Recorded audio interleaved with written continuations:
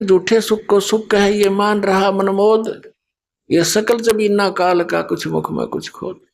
तो इसलिए परमात्मा कहते हैं मन तू चल रे सुख के सागर, जहाँ शब्द सिंधु रत्नागर। मन तू चल रे सुख के सागर, जहाँ शब्द सिंधु रत्नागर। कोट जन्म तन भर मत होगे, कुछ ना हाथ लग्या रे। कुकर सुकर खर बया बोरे, कौवा हंस बुगारे। मन तू चल रे सुख के सागर, जहाँ शब्द सिंधु रत्नागर। तो पुण्यात्माओं, परमात्मा के सभी बच्चे हैं, चाहे कोई आज अपने पुण्य से प्रधानमंत्री बन रहा है, चाहे पुण्य से वो मुख्यमंत्री बना है, चाहे गरीब है, अमीर है, चाहे किसी भी पोस्ट पद को प्राप्त है, वो भगवान भूल गया, सबसे बड़ी गलती है उसकी। और दास का उद्देश्य है कि इन प्रमाणों को याद दिलाकर, ये इंजेक्शन लगा कर एंटीबायोटिक इसको सचेत कर दूं प्रत्येक प्राणी को जो भगवान की आत्मा काल के द्वारा भ्रमित है, अपना अनमोल जीवन नष्ट कर रहे हैं, ये फिर से सुधर जाए, पेट का गुजारा भी करते रहे। इसमें एक सब्जेक्ट और जोड़ देना चाहिए, भक्ति वाला। और वो भक्ति हो शास्त्र अनुकूल, वो विश्व में किसी के पास है नहीं, इस दास के पास है। तो इतना आसान है, भक्ति भी करते रहे, अपना काम भी करते रहो, लेकिन मर्यादा में रहना पड़ेगा। मोक्ष हुआ पड़ा फिर दिखता को नहीं, रास्ता ना मिलने से आदमी भटकता रहता है, रास्ता मिला और सीधा चला, लूला लंगड़ा भी पहुंच जाएगा, 2 दिन पीछे पहुंच जाएगा। चलिए जानते हैं हजरत मोहम्मद जी की जीवनी, उनके सफर के बारे में। जब हजरत मोहम्मद जी की आयु 25 वर्ष की हुई, तब एक 40 वर्षीय विधवा खजीदा नाम की स्त्री से उनका विवाह हो गया। राजघराने के तुल्य वो साहूकार की बेटी थी।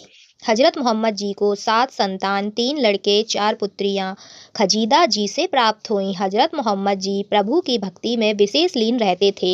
एक दिन काल का भेजा हुआ जिब्राइल नाम का एक फरिश्ता आया तथा हजरत मोहम्मद जी को ऊपर स्वर्ग आदि में ले गया। फिर डरा धमकाकर वापस छोड़ दिया तथा उनसे कहा कि जब आप प्रभु की भक्ति का प्रचार करो।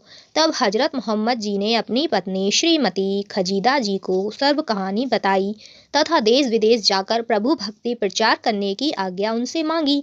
तब खदीजा जी ने कहा कि आप प्रभु भक्ति का प्रचार करो, मुझे प्रसन्नता होगी, परंतु एक शर्त है कि आप किसी अन्य स्त्री से अवैध संबंध नहीं रखोगे। इस बात को सुनकर मोहम्मद जी ने कहा बिल्कुल भी नहीं होगा। खजीदा जी ने कहा कि यदि ऐसा हुआ तो हजरत मोहम्मद जी ने कहा कि आप जो मुझे सजा दोगी वो मुझे मंजूर होगी। ऐसा कहकर हजरत मोहम्मद जी प्रभु की भक्ति का प्रचार करने के लिए देश विदेश में चले गए। मोहम्मद जी के कई हजारों की संख्या में अनुयायी बन गए। एक दिन विधवा से और एक कवारी लड़की से हजरत मोहम्मद जी का वहां पर प्रेम प्रसंग हो गया। इस बात का पता खजीदा जी को लग गया। वह बहुत ही नाराज हुई तथा मोहम्मद जी को अपने पास बुलवाया। जब मोहम्मद जी ने खदीजा जी से कहा कि आप अपने वचन से फिरे हो, अब बोलो आपको क्या सजा दूं। हजरत मोहम्मद जी ने कहा जैसा आप चाहो वैसा करो।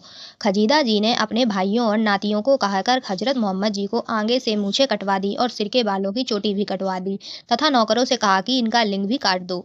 नौकरों ने मोहम्मद जी को एक तरफ से जाकर मन में विचार किया कि यह नबी है, भक्त है, ऐसा जुल्म हमें नहीं करना चाहिए।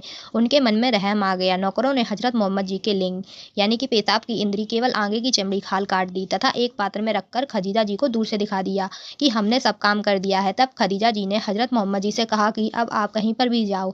एक दिन हजरत मोहम्मद जी तीनों पुत्रों की मृत्यु हो चुकी थी। उनके कुछ दिनों के बाद खदीजा जी की भी मृत्यु हो गई थी। फिर हजरत मोहम्मद जी अपने शिष्यों के पास गए। तब शिष्यों ने पूछा कि हे नबी, आपने ये क्या हो गया है। तब हजरत मोहम्मद जी ने कहा कि हमारे बहुत से दुश्मन हो गए थे, ना जाने कोई नकली मुसलमान बनकर गुप्त बैठकर हम लोगों को हानि पहुंचा देता। मुसलमान की अलग से पहचान होनी चाहिए तथा जो इंद्री लिंग की चमड़ी भी नहीं काट सकता तो वह प्रभु का सच्चा भक्त नहीं हो सकता है। ऐसा प्रारंभ हो गया।